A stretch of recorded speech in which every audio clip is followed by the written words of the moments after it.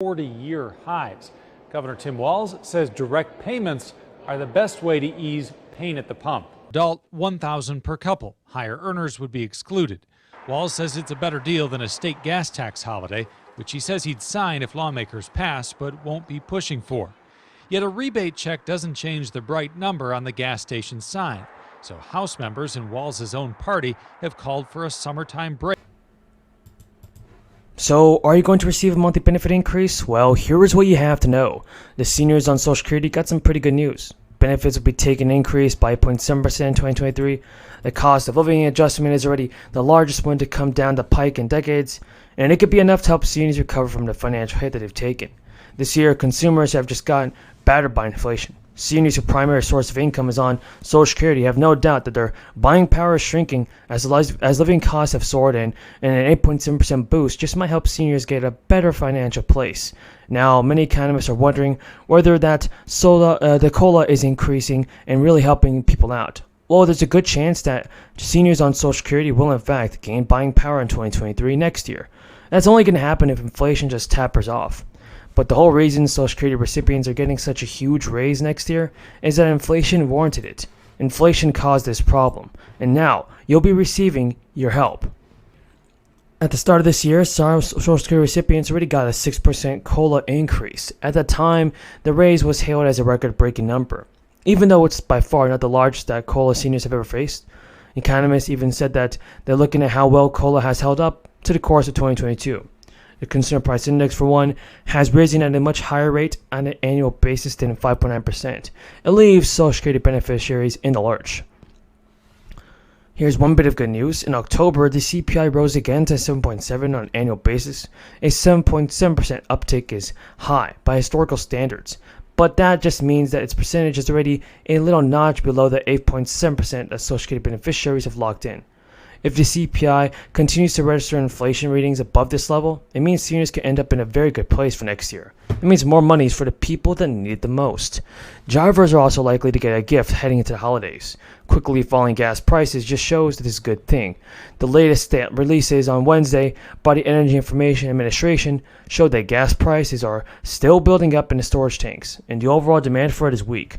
So Patrick DeHaan is the head of petroleum analysis at Gas Buddy. He predicts that some parts of the country could see prices fall by 50%, and now, in Michigan, the drop could be as much as 70%.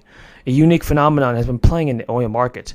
Oil stocks have risen 5% in the past month. Even as price of oil has fallen, the divide can mean that oil stocks are set for a downward reversion because they've outpaced the price of the commodity by too much.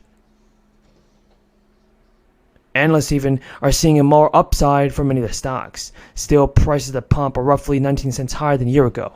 The cost of diesel remains huge at $5.25. So what this means is that President Biden has got to do more. He's got to do more and send out stimulus payments right now. Are you going to receive a stimulus check this year? Well, here's the news that you want to know. The IRS has already released new information on who is eligible for the stimulus aid. The agency said that some households receive thousands of dollars more than others. But don't worry about that because you may be still able to claim hundreds of bucks in stimulus cash. According to new data from the IRS, households in the state of Utah have received the largest stimulus checks in the third round of direct payments with an average windfall of $2,800. The IRS has sent it to almost $390 billion in direct aid to around 165 million households. That's a lot of people getting the free stimulus cash. Noting that it just continued to send out checks to eligible people who received and recently filed tax returns or are owed extra money under the relief plan. The agency also broke down its payments so far by state. It's been incredibly brutal. I knew Russia was, but I didn't anticipate them being as brutal as they have been and what they've been doing. Many of the reporters in this room have been there themselves and covered from there, and they know what it's like. Today, we reaffirm that, as I said, we're going to stand together against this brutality. And we'll continue the strong support for the Ukrainian people as they defend their homes and their families and their nurseries, their hospitals, their sovereignty, their integrity, and against Russian aggression. And I want to thank you, Mr. President, for welcoming that the people of France have given to over 100,000 Ukrainian refugees. It's a mark of who you are as a people. And they're fleeing Putin's just barbarism. Putin thinks that he can crush the will of all those opposed his imperial ambitions.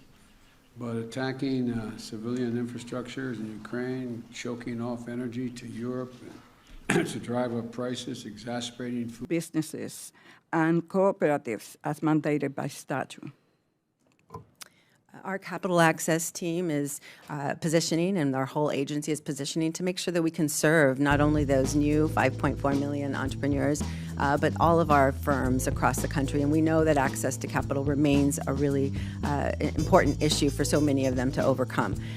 In particular, around the Main Street Act, we're really committed to making sure that all businesses have pathways to accessing capital, including those that are employee-owned and those ESOPs. And so we have worked with the advocates in the industry to see if we can see what we can do to assess and adapt our programs to fit their needs. And we have made some important changes, and we'll continue to assess those programs as we move forward and as we see more loan volume coming through, so that we can work with ESOPs and worker cooperatives.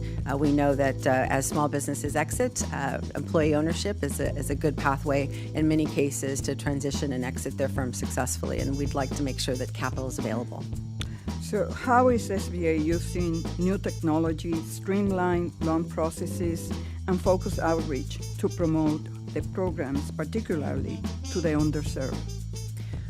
Across all of our loan programs, we of course rely on our 68 district offices, our over 1,300 resource partners, and now our newly established community navigators to really reach out to more small businesses to get them capital ready. In addition, we have a strong network of lenders and have looked to expand that with the Community Advantage pilot program that we recently overhauled, as well as opening it up so that we can allow new licensees to come into the program, and especially those mission lenders. Thank you. Fraud controls previously removed in 2020 to expedite relief were reinstituted under your leadership. At our hearing in January, the IG commended SBA for its action implementing his recommendations. We have a good home over their heads. Let's give her a round of applause. Bernard Silik, our board president of River Bay Corporation. Bernard! And all of our partners in the Adams administration and NYC Housing Development Corporation for their partnership, because this is what it's all about. You know that word partnership, you hear it a lot, right? What does it really mean? You know how rare it's been when you get the federal, the state, and the local stakeholders all working together? Just imagine the possibilities if this was the norm.